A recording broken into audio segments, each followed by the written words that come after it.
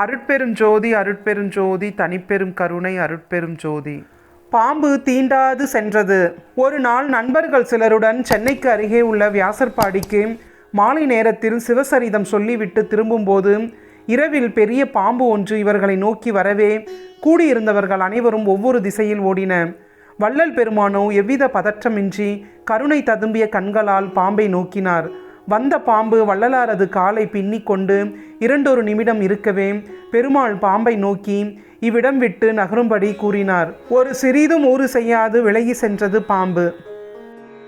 பாம்பெல்லாம் ஓடின பறவையுட் சார்ந்தன, தீம்பலா வாழை மா தென்னை சிறந்தன, ஆம்பலன் மேன்மேலும் ஆயின, என்னுளத் தோம்பல் என் அருட்பெரும் ஜோதியார் ஓங்கவே.